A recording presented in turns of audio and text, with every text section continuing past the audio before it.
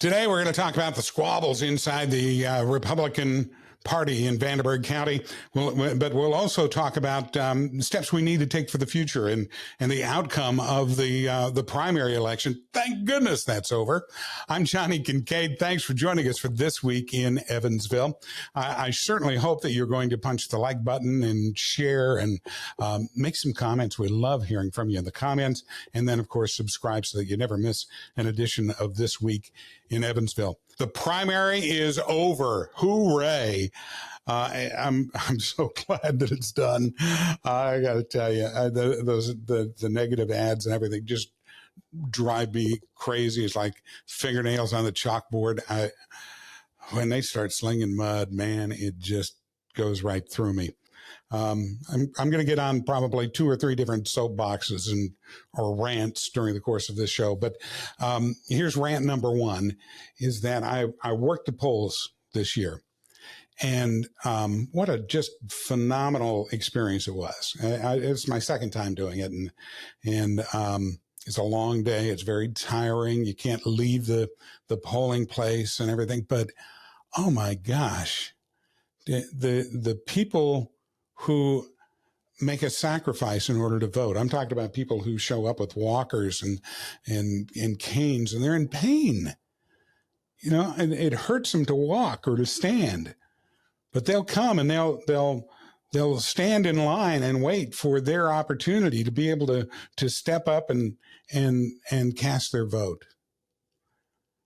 I mean, if those people can do that, if people can do that, work through pain in order to cast that vote, or set aside just the other important things that are going on in their lives at the moment, so that they have the chance to be able to cast a ballot, then certainly you and I can do that.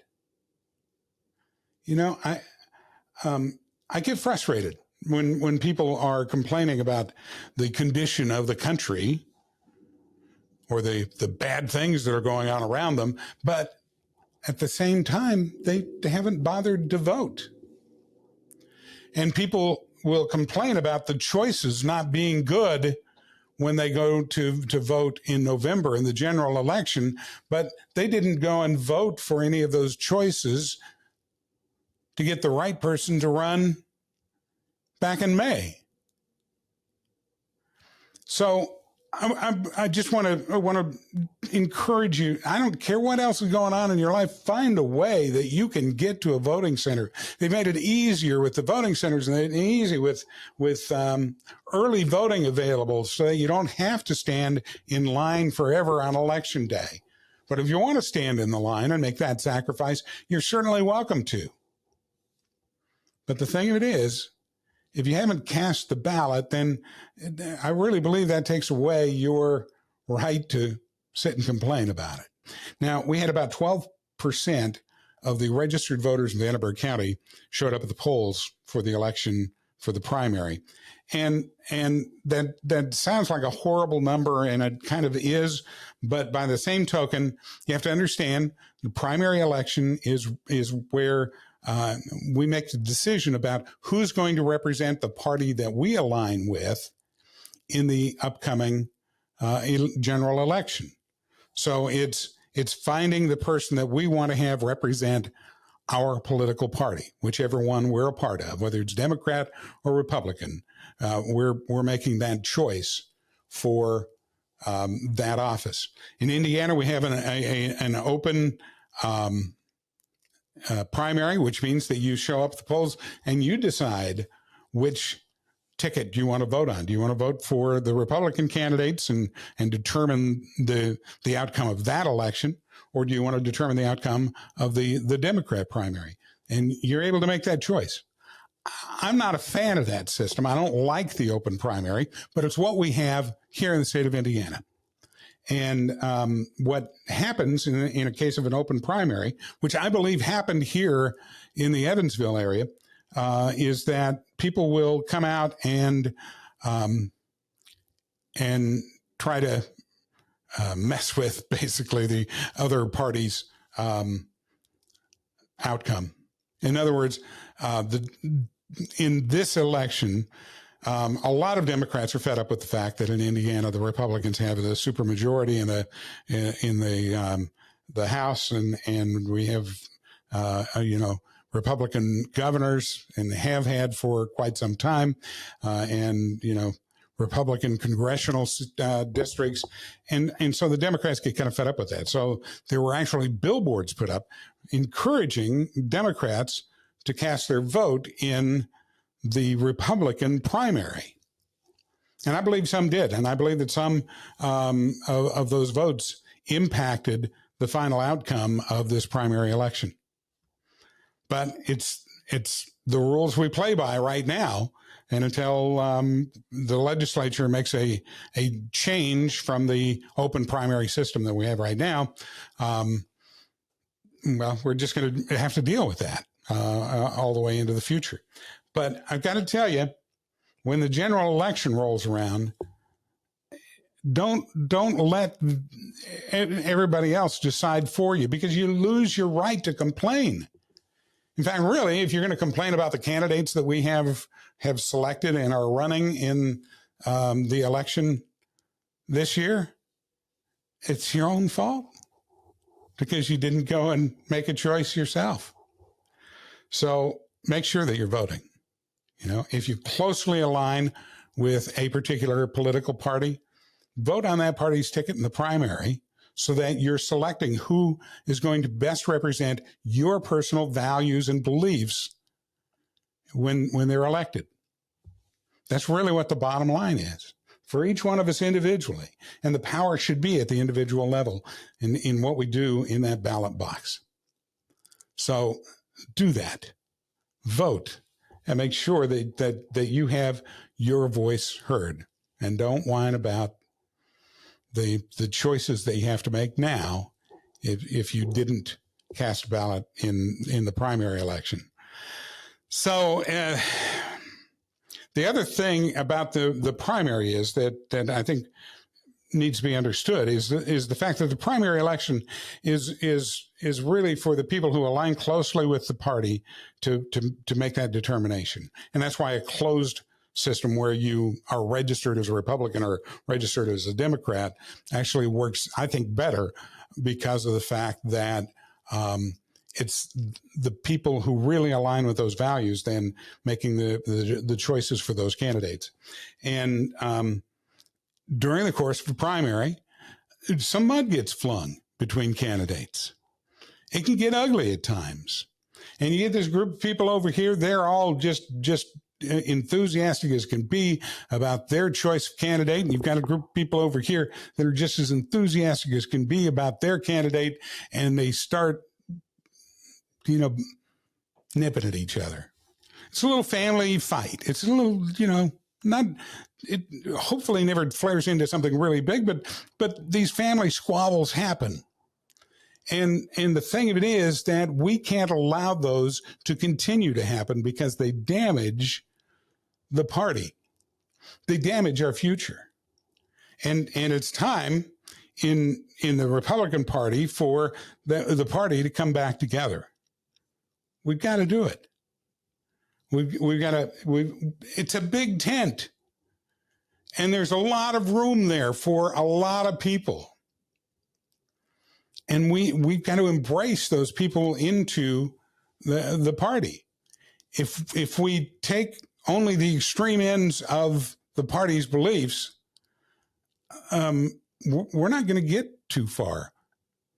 Because if you take the end that is less conservative, right, that the conservatives call rhinos, what if you eliminated those people out of the party?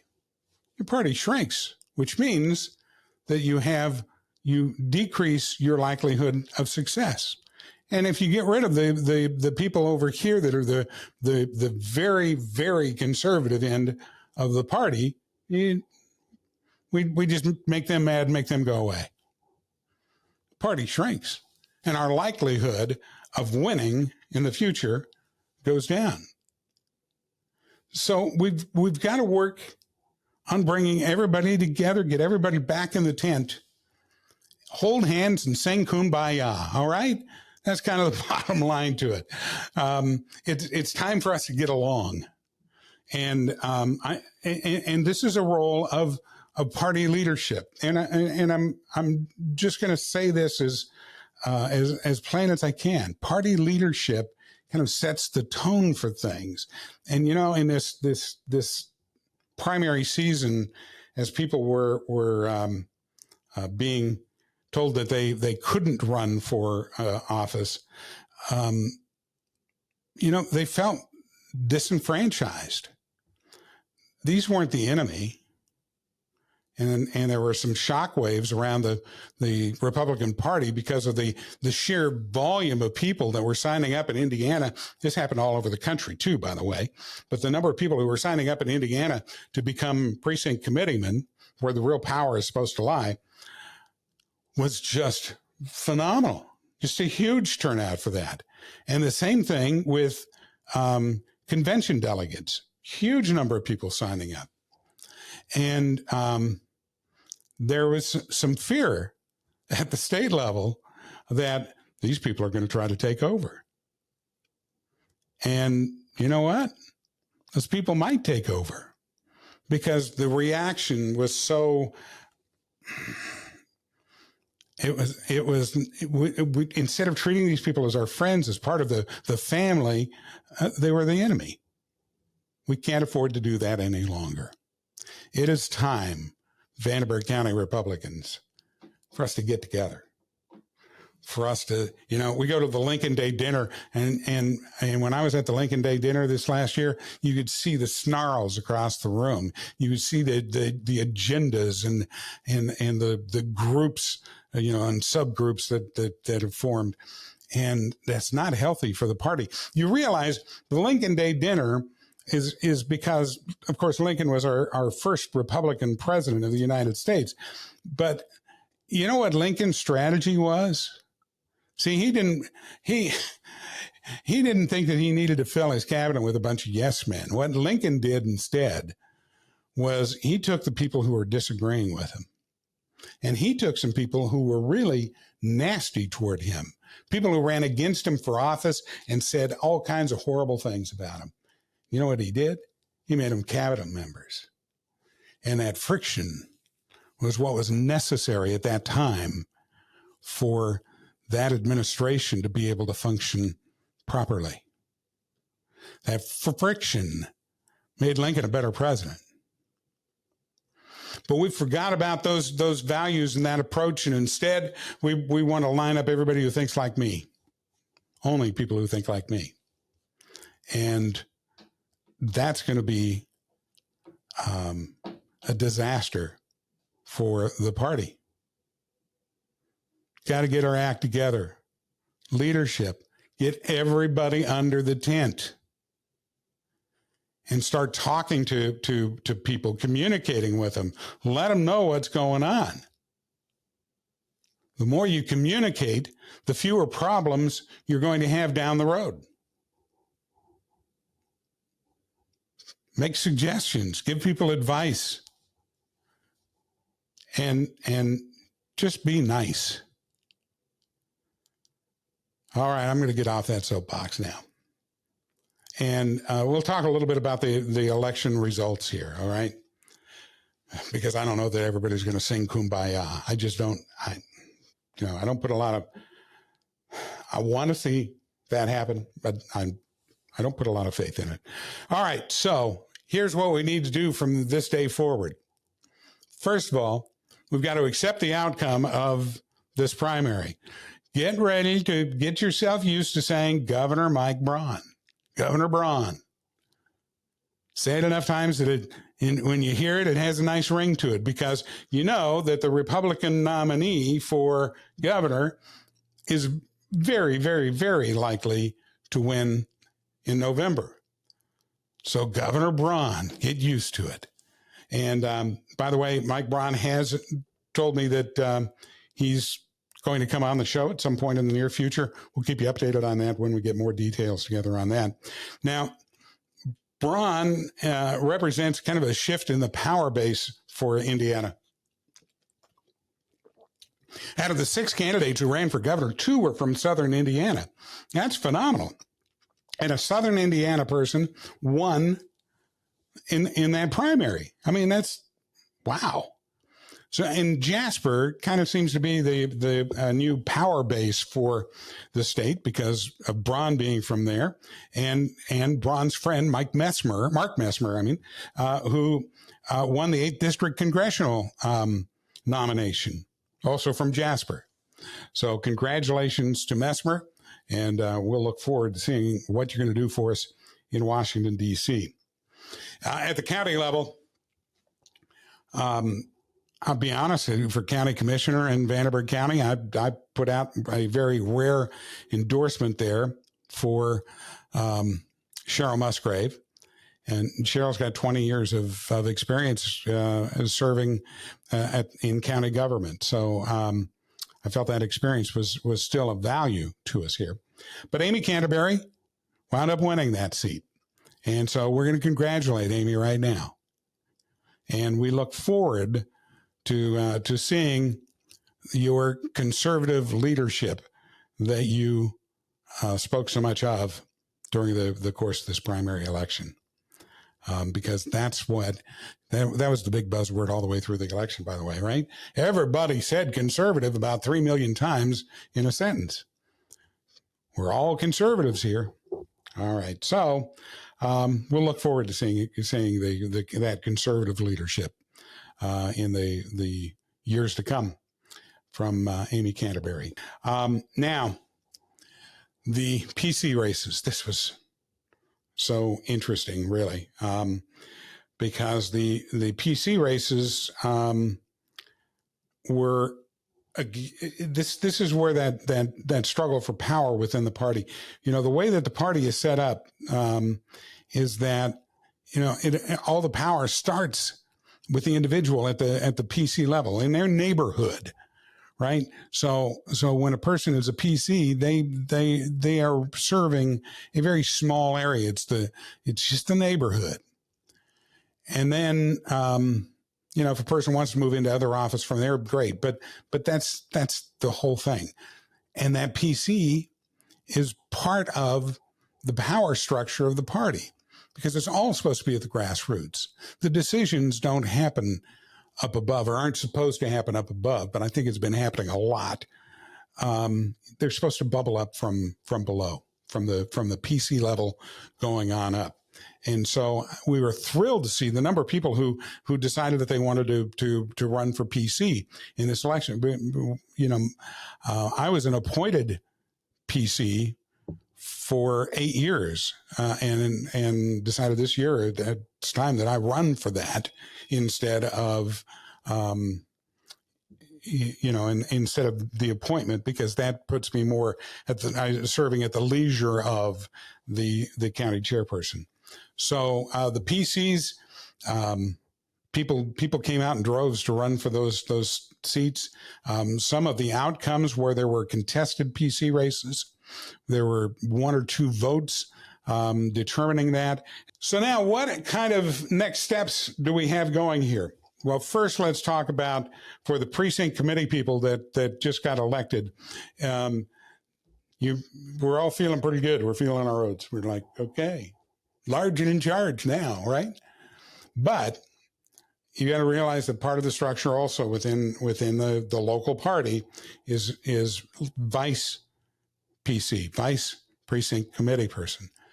Each PC has the opportunity, has an obligation to appoint somebody as their vice. This is the person who will be your proxy vote if you are unable to vote on something. If you can't make it to a caucus to cast your vote, then your vice will cast that vote on your behalf. If you don't name the vice, guess who gets to name it? That's right. It's the county chairman. So the party bosses get the opportunity to load things up with their own appointees if you don't make the appointment. And you've got 30 days from election day. 30 days from election day in order to make those appointments yourself. So be sure that you do that you fill out the correct form to do that. You can find that form. Actually, I found it on the state GOP website, but it's a part of the process, and you need to be to understand that. That clock started counting from election day, but you're not officially elected. You don't take office as PC until after the votes are certified. That happens on May 17th. That's when the election board will get together and they will vote to certify the election outcome. Then you're officially a precinct committee person starting on that day. Now, this is just, oh my goodness, the way that things kind of shake out here on the timeline. Somehow the caucus scheduled for finding the replacement for, or voting on the replacement for Carla Hayden, who is leaving her post as county clerk early. They schedule that caucus for May 15th. May 15th, 2 days before all these new people become the precinct committeemen. Wait a second. Really? 2 days before the election is certified, that's when they'll hold the caucus. That means that it's the status quo. It's all of the people who are currently in those PC positions that are able to show up for this caucus and select who's going to be this interim person for county clerk. I'm not going to tell you that that was done deliberately to shut out the new PCs coming in. All right. But I'm just going to say, you don't have a chance to do it if you are not currently a precinct committee person. All right. Convention delegates, you have a fee to pay. For anybody who was wondering why anybody would want the convention delegate position, especially with the fact that the delegate pays $150 to the party out of their own pocket to attend the convention. And then they have the expense of getting there in the hotel and all of that kind of stuff. But, it's because that, again, is another one of those places where the little guy has some say-so. And the delegation from Evansville will be, I think, comprised of about half established members of the Vanderburgh County Republican Party, and the other half will be some of these new people. They may have been around for a while, but people who have just gotten fired up to become involved. And when they all get to Indianapolis, then one of the things they're going to be doing is they're going to be selecting who the attorney general candidate is going to be for the Republicans. So far as I know at this point, Todd Rokita is the only person that's in that race, but that could change between now and the convention on June 15th. So they'll be selecting there, and then they'll be selecting for the lieutenant governor. And this is one of the places where it's going to get weird, and it might get, again, we might have a little family squabble take place at the convention, because traditionally in the past, the way that the lieutenant governor is selected is that the candidate that gets the nomination for governor, in this case it's Mike Braun, that Braun is able to name his own person to be the lieutenant governor. And then they present that lieutenant governor candidate to the convention, and everybody at the convention goes harump, harump, harump, and they vote for that lieutenant governor candidate. Now, this year is going to be a different experience, because there's a guy named Micah Beckwith. Micah, and I've had him on the show a few times. Micah has been running for lieutenant governor for the past year. He's traveled all over the state, and he has been working on getting people to file to become convention delegates. The reason for that is so that they would vote for him for the lieutenant governor of the state of Indiana. Well, he's got a bunch of people that got elected as convention delegates that are going to be going to Indianapolis on June 15th. And instead of joining the harumphing squad to do the usual expected approval of the gubernatorial candidate's choice for lieutenant governor, now the convention is going to have a choice. The way that Micah puts it, he says it's time that we select the lieutenant governor by election, not by selection. And so it's going to be an interesting time for the state convention in Indiana. And we'll keep you posted on that as the time comes. If you're one of the convention delegates, you can expect to have your phone start ringing with calls. There's going to be pressure. The pressure is going to be applied to sway you. If you're one of the people who is committed to Micah Beckwith, you can expect to hear a lot of pressure from the state, from maybe even from Braun himself, to try to get you to cast your vote instead for the person that Mike Braun selects. So it's going to be a wild time when that rolls around, and may require some healing at the state level. But because this upheaval that we've kind of experienced in Vanderburgh County is happening statewide, and so the upheaval is also hitting the state Republican Party. And there's been upheaval kind of at the national level as well. So this is a big turning point for the Republican Party as a whole. And, how we're able to pull everybody back into the tent to hold hands and sing Kumbaya, that ability is what's going to determine the future of the Republican Party. We're not going to survive unless we can get the factions to stop fighting and arguing and bickering with each other, and instead come together in unison with some common purpose. All right, I'm off the soapbox. I'm done ranting.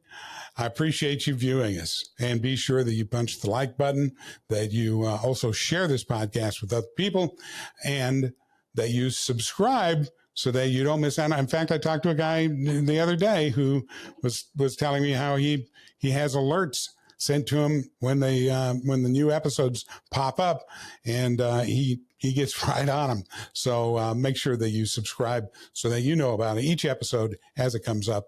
And thanks for joining us for This Week in Evansville.